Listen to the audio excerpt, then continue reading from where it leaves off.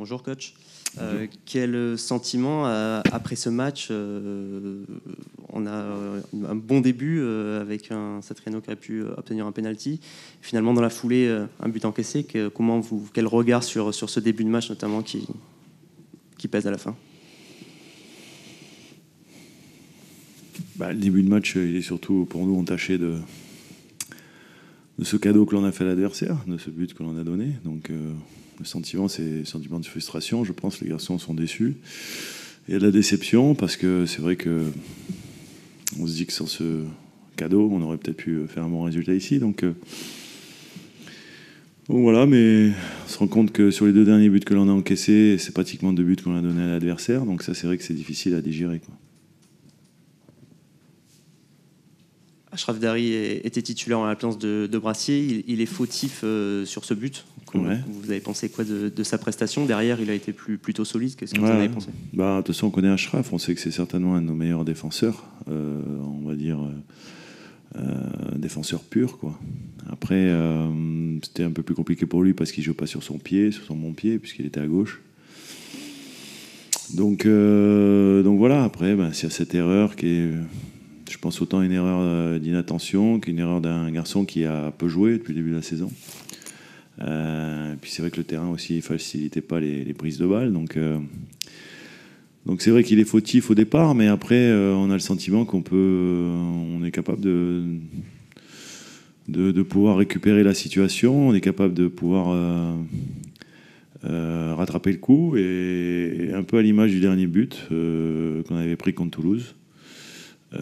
On se gêne, j'ai l'impression. On se gêne, on est plusieurs à être sur le ballon, et à l'arrivée, c'est Éloi qui les récupère et qui marque. Donc voilà, c'est décevant, et en même temps, je ne condamnerai jamais un joueur qui a fait une erreur, même si c'est une erreur, ce que j'appelle les erreurs grossières. Mais c'est le football, il faut vivre avec ça, et c'est vrai que ce soir, c'est un petit peu dur de perdre le match sur ce coup du sort. On a l'habitude cette saison de première mi-temps un peu compliquée, et derrière une réaction du Stade brestois. Cette fois, ça a encore été le cas, mais ça n'a pas suffi. Comment vous voyez ça? On sait que dans le foot, il faut être bon dans les 2 surfaces si tu veux exister en termes de résultats. Et ce soir, on peut considérer que, et dans nos propres surfaces et dans la surface adverse, et surtout offensivement, on n'a pas pesé, quoi. On a eu la possession, on a fait plus de 100 passes que l'adversaire ce soir, à Lille, qui est une équipe normalement de possession. Donc voilà, mais moi personnellement, la possession, ça ne m'intéresse pas tellement. Ce que j'ai envie, c'est que mon équipe, elle crée de l'incertitude dans la défense adverse. On a mis 27 ballons dans la surface encore, 27 centres. Et globalement, si tu regardes bien, Chevalier n'a pas fait un arrêt. Donc ça veut dire qu'à un moment donné, on n'a pas été capable de pouvoir transformer toutes les situations qu'on a eues, parce qu'on a eu beaucoup de situations qui étaient des situations intéressantes, mais on n'a pas eu ni la justesse, ni la qualité technique, ni le talent à un moment donné de pouvoir, sur ce match-là, en tous les cas, concrétiser, ou alors, valoriser un peu les situations qu'on a réussi à se créer. Donc un peu à l'image de la dernière tête d'Axel, qui est vraiment une tête, ok, c'est pas donné, mais on peut cadrer, et ça peut forcément être une occasion importante. Il n'y a pas eu que lui, il y a eu Martine qui a eu des situations, il y a eu Jonas qui a eu des situations, et ce soir, on n'a pas cadré. Quand on ne cadre pas, on ne risque pas de marquer des buts. C'est simple. Oula, ça va? Tout se passe bien? Bon. Attention, parce que les blessures, ça arrive vite, même en dehors des matchs. Ça va. C'est bon, on peut y aller? Bonsoir Joël. Bonsoir Eric. Est-ce que dans le jeu, notamment en première période, vous avez joué beaucoup direct et surtout dans la verticalité, vous n'avez pas manqué de tenue de balle et de justesse technique pour progresser? Parce que quand les ballons arrivaient, vous les perdiez, vous lâchiez le ballon sur le pressing lillois. C'est ce qui a un peu manqué, en dehors de ce que tu disais dans les derniers gestes dans la surface, avec lequel je suis d'accord avec toi. Ouais, non, je pense que surtout qu'on a manqué, j'en ai parlé à la mi-temps, il faut qu'on soit plus... faut qu'on soit capable de mieux tenir le ballon dans les 30 derniers mètres adverses. Ce qu'on n'a pas réussi à faire, j'avais dit, par manque de justesse. Alors c'est vrai que le terrain aussi aidait pas, mais bon, c'est sûr que c'était pas un match à prendre un but rapidement comme on l'a fait, quoi. Donc après, je vais pas revenir sur le penalty qui aurait pu être sifflé pour nous et qui l'a pas été. Donc bon. Mais c'est vrai que de toute façon, on a joué dans la verticalité au départ parce que sur l'entame de match, on veut pas prendre de risques et surtout par rapport à ce terrain. Et on s'en rend bien compte avec le but qu'on prend. Au lieu de mettre une touche vers l'avant, on fait une touche latérale et après derrière, il se passe ce qui se passe. Donc c'est des petits détails, mais qui font des grosses différences à l'arrivée. Et ce soir, on peut considérer que on n'a pas offert le match à Lille, mais presque, quoi. Vous avez fait globalement 9 matchs, un très bon début de saison qui vous protège de tous vos objectifs de maintien ou autres. Mais j'ai l'impression que maintenant, vous rentrez un petit peu dans le rang parce que les résultats ne suivent pas. Alors, ça joue sur des détails, certes, mais c'est ça, la Ligue 1. Qu'est-ce que tu en penses un petit peu si on fait une analyse du premier quart de la saison? L'analyse, c'est que pour nous, ça reste une bonne saison. On n'oublie pas notre objectif principal, quand même, qui est de se maintenir. Donc c'est plutôt bien. Après, là, on devait entamer une série de 3 matchs qui n'était pas facile avec Lille à l'extérieur, le PSG qu'on reçoit et Monaco derrière. Donc, forcément, on pouvait s'attendre à ce que ce soit des résultats et des matchs compliqués, difficiles. Voilà, ça change rien dans le sens que quelque part l'équipe a gardé ses vertus d'état d'esprit, de valeur, de combativité, de solidarité. Après, il nous a manqué un peu plus de justesse et surtout d'être bon dans les deux surfaces de réparation. Donc, on va rentrer dans le rang peut-être certainement à un moment donné, mais bon, en tous les cas, ce qui est pris est plus à prendre, comme on dit. Donc, après 9 journées, d'avoir 15 points, c'est un bon... J'allais dire que c'est un bon total pour les Brestois.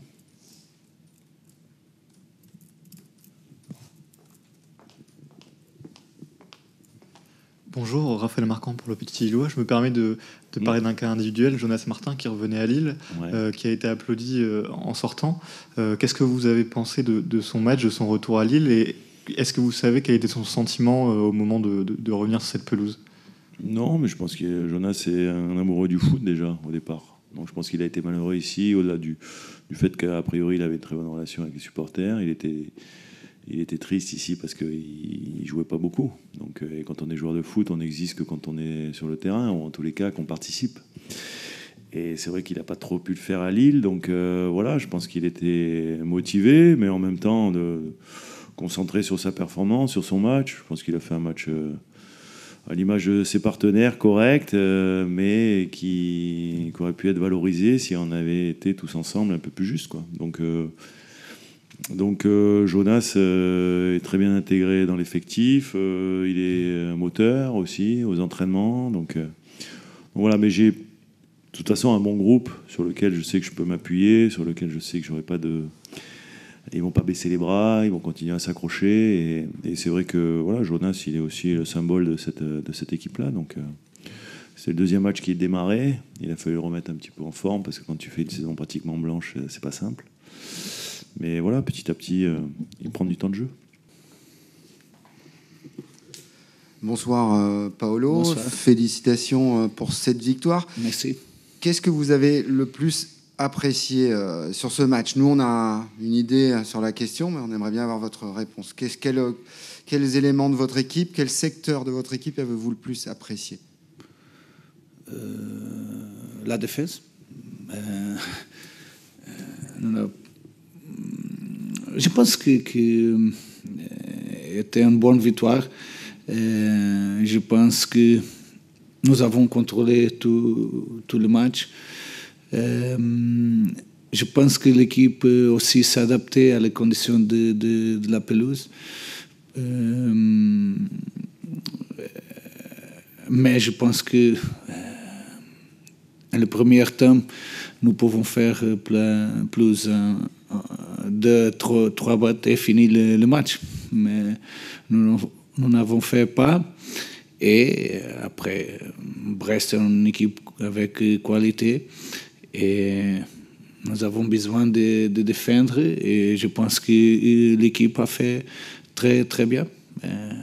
Seulement un moment, à la fin du match, ils ont une occasion, mais je pense que l'équipe a défendu très, très bien.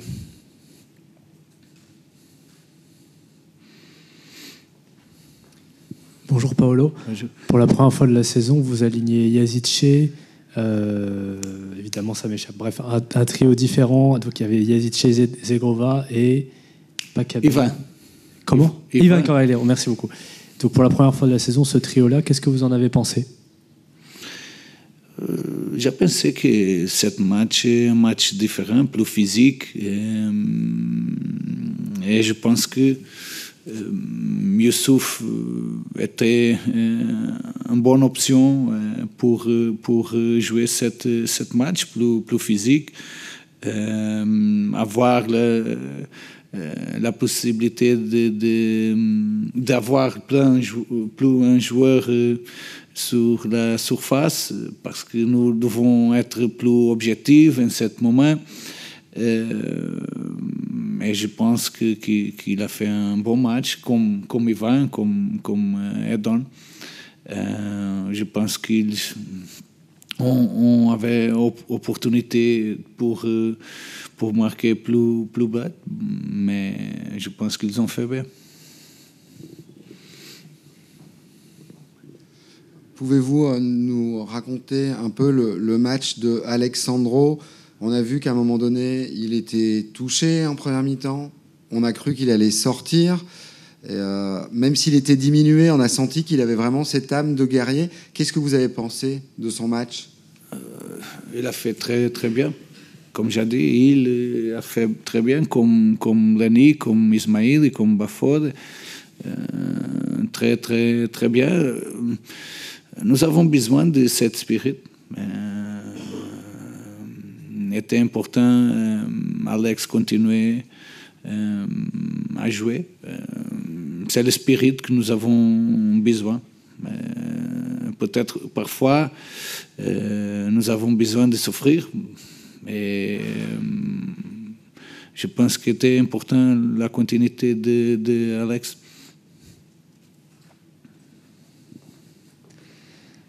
Une autre question concernant l'attaque. Vous défendez bien, vous défendez même très bien, mais en attaque, on a l'impression que l'équipe n'a pas retrouvé son niveau de la saison dernière. Qu'est-ce qu'il vous manque ? C'est impossible de jouer sur cette pelouse.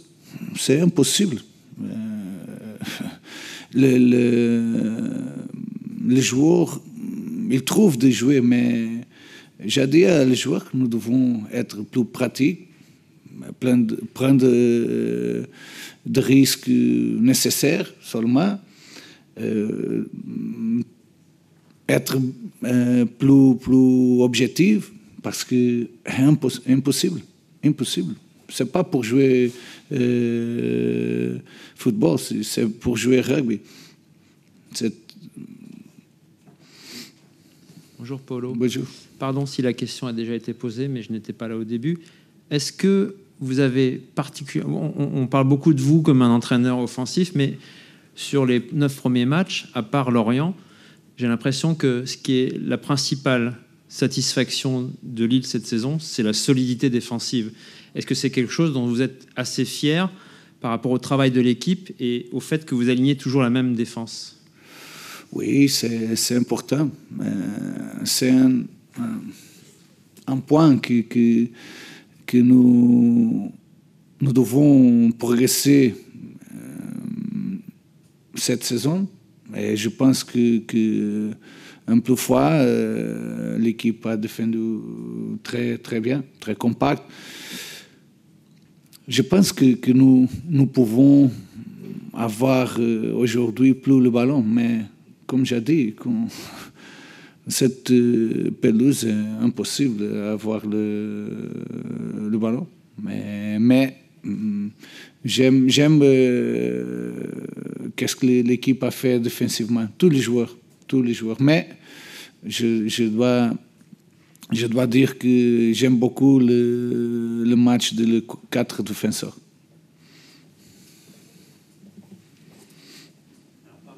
Défenseur, il y a un jeune garçon, on ne peut pas lui parler parce que le club ne veut pas, c'est Lenny Yoro qui a fait un match assez bluffant. Incroyable parce qu'en fin de match, à 2 reprises, c'est lui qui prend le ballon devant son gardien, qui sauve un peu la maison. Est-ce que vous pouvez nous parler de sa progression ? Parce que, bien sûr, tout ça demande confirmation, et on verra à l'aune de la saison, mais ce garçon semble avoir une dizaine d'années de vécu, une maturité qu'on ne lui connaissait pas il y a quelques mois. C'est vrai, c'est incroyable la maturité de Lenny. Comme j'ai dit, il n'a pas commencé bien la saison, mais il a progressé beaucoup. Aujourd'hui, un joueur avec confiance. Il a fait très très bien aujourd'hui, mais il vient le dernier match a joué très très très bien. C'est magnifique d'avoir un jeune avec 17 ans à jouer comme ça. Mais c'est difficile de trouver.